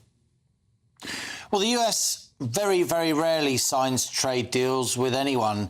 The European Union as a whole has been trying to sign a trade deal with the US basically since the European Union began decades ago, and they've never managed to pull it off. The UK, now it's outside the European Union, can negotiate its own trade deals, of course. That was seen as a major upside of leaving the European Union. But what as Trade Minister and Business Secretary Kemi Badenoch, following on from Liz Truss before her, they've been signing trade deals with individual American states, or memorandums of understanding, which is like a sort of junior trade deal. But the numbers are still very, very big. Texas has an economy of £1.9 billion. It's only slightly smaller than the whole UK economy. And of course, it's just one American state. The UK economy is 2.2 trillion. That's 2,200 billion. This is big money. The UK already does about £20 billion worth of trade with Texas each year. And Kemi Badenoch met today with Greg Abbott, the governor of Texas. This is the first of the 8 US state-level trade deals that the UK has signed, where the actual governor of the state has travelled to the UK in order to sign the deal. There's Greg Abbott there with Business Secretary Kemi Badenoch signing the deal. This is going to be good for various aspects of the UK economy: financial services, legal services, cooperation on manufacturing, pharmaceuticals. The Business Secretary made particular mention of hydrogen, a fuel that is seen by many to be one of the major fuels of the future.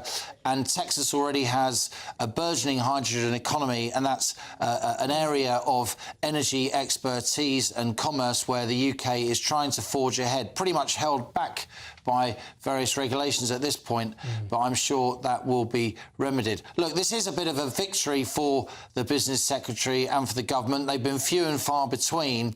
There will be naysayers. People will say it doesn't really matter, but it does matter. Well, Liam, crucially, is this... Can I just finish the sentence, Emily, if you don't mind, please? Yeah, go on, Liam. Go on then. Thank you. The US is the US is Britain's biggest single country trading partner, and that special relationship, the real special relationship, which is about commerce, is likely to continue.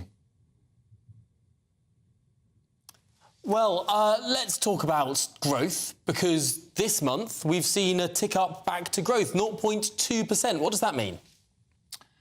This is interesting.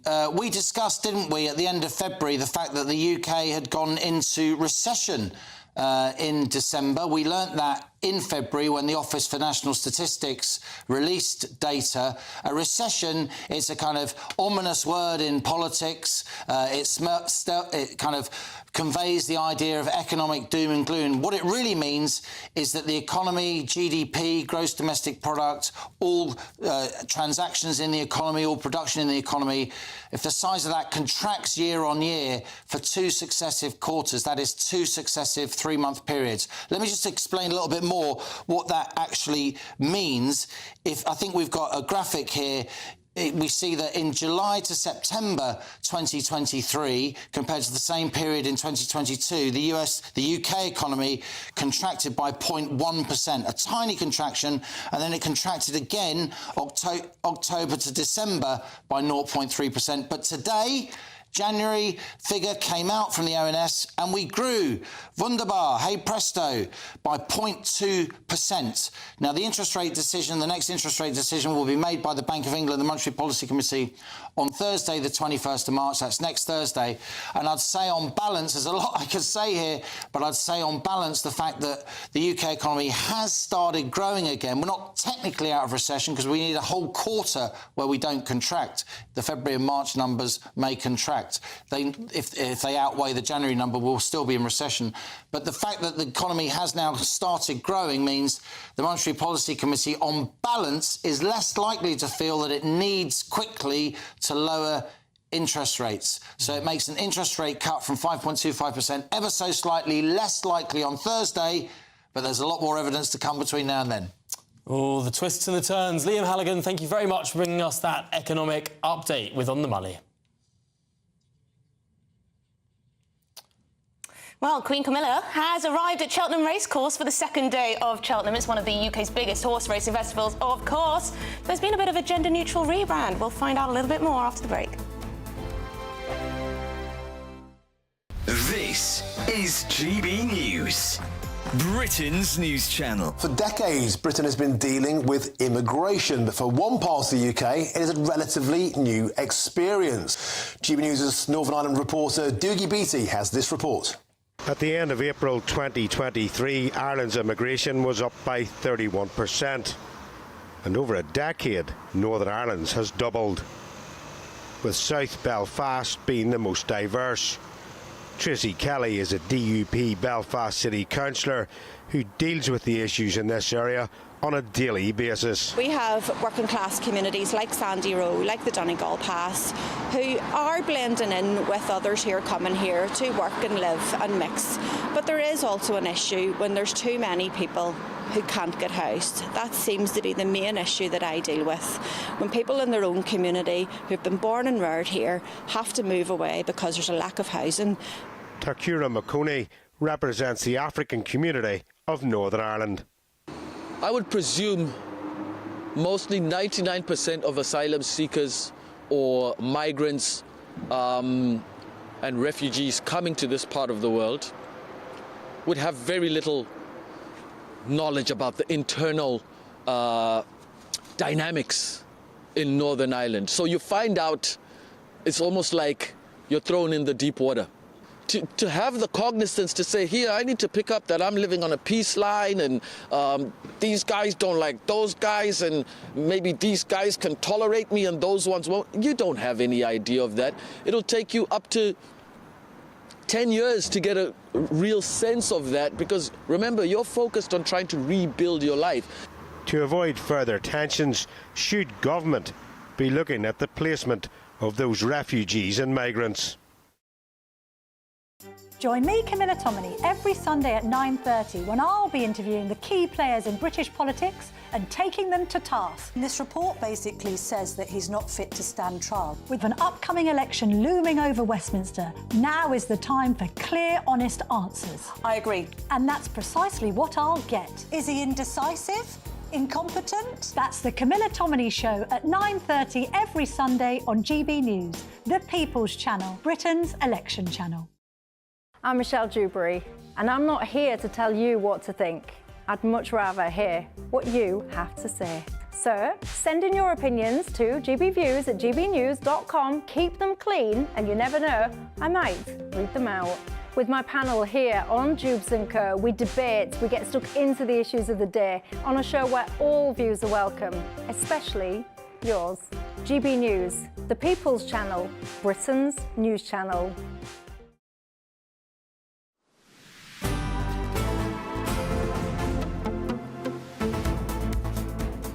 Well, it's 2:47. You're watching and listening to Good Afternoon Britain. Now, Queen Camilla has arrived at Cheltenham Racecourse for the second day of the races. It's one of the UK's biggest horse racing festivals.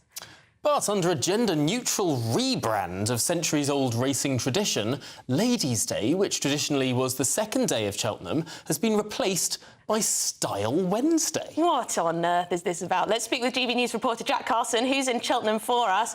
Jack, how is this rebrand, this woke rebrand?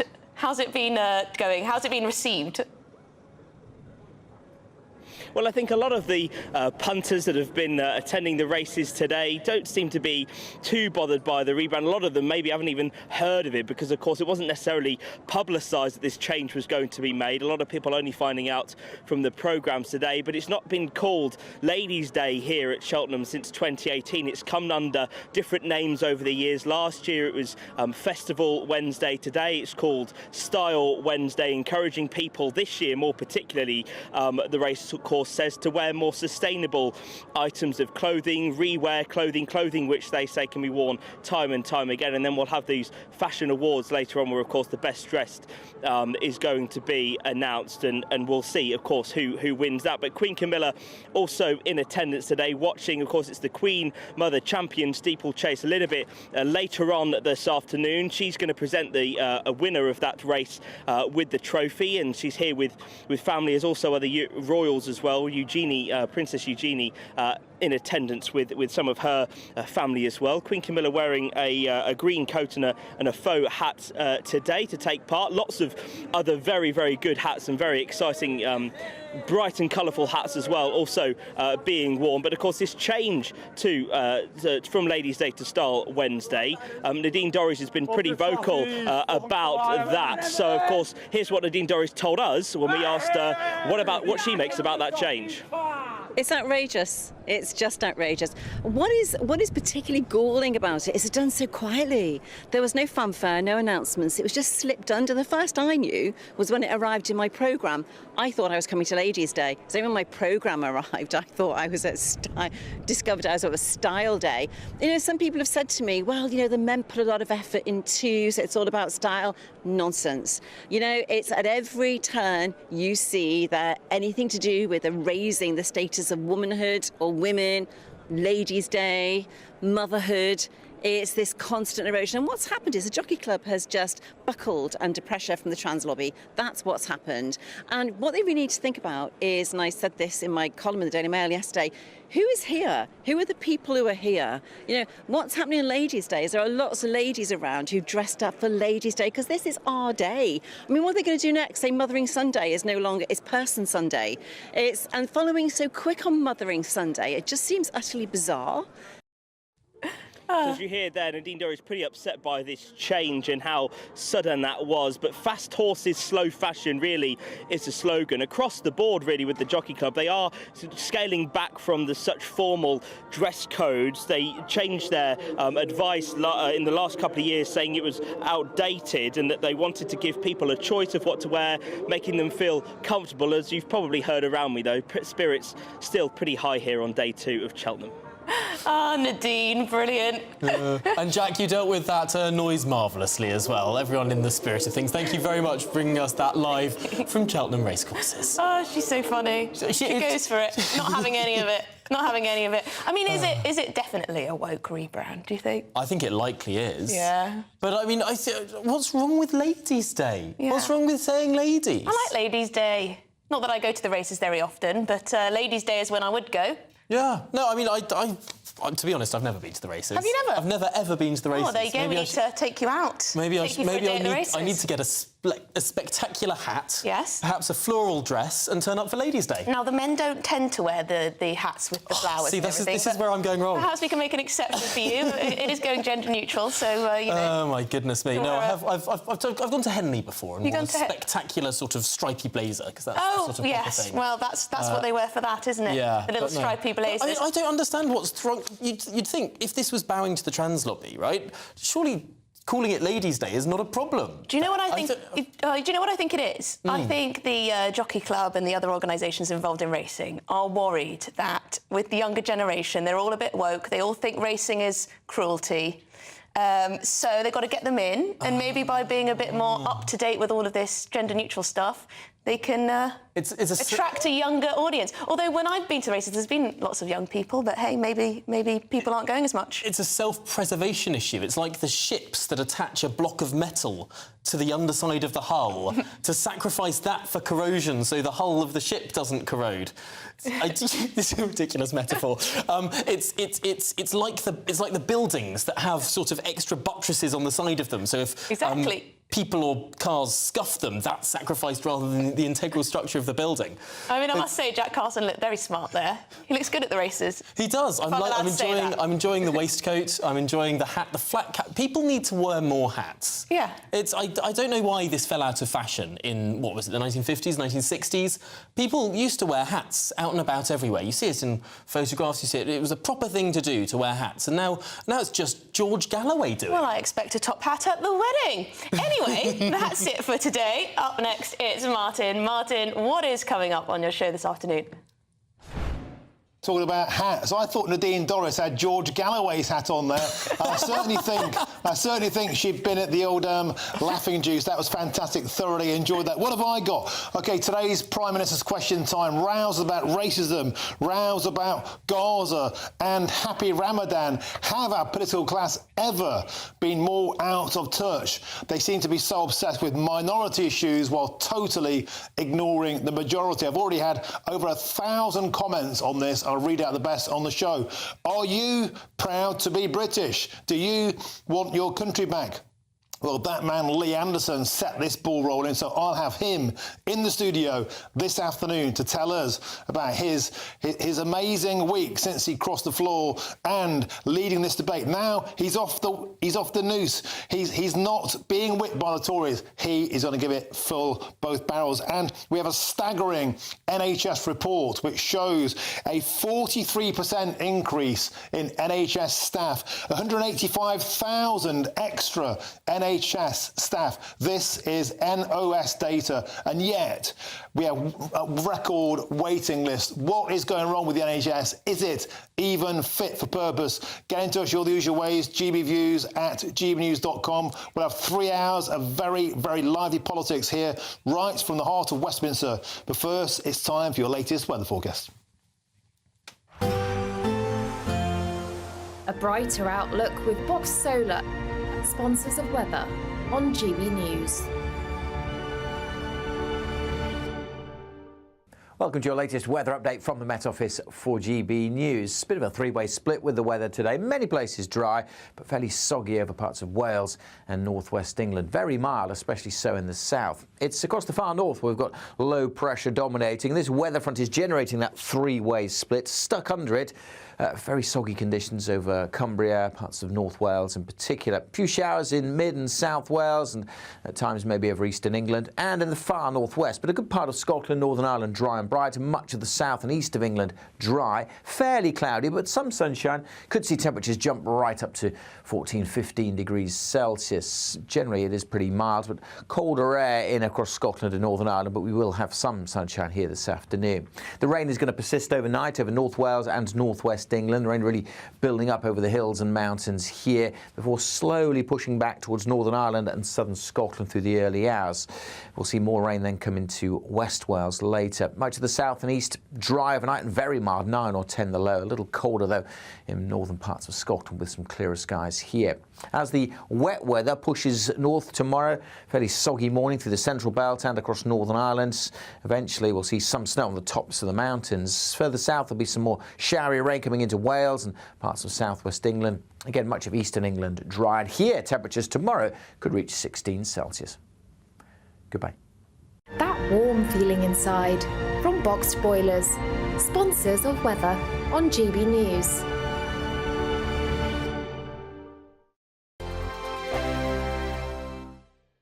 We've got cash, treats and a spring shopping spree to be won in a great British giveaway. You could win an amazing £12,345 in tax-free cash. Plus there's a further £500 of shopping vouchers to spend at your favourite store. We'll also give you a gadget package to use in your garden this spring. That includes a games console, a pizza oven and a portable smart speaker, so you can listen to GB News on the go. For another chance to win the vouchers, the treats and £12,345 in tax-free cash, text GBWIN to 84902. Text costs £2 plus one standard network rate message. Or post your name and number to GB03 PO Box 8690 Derby DE1 9TT. UK only. Entrance must be 18 or over. Lines close at 5 p.m. on Friday the 29th of March.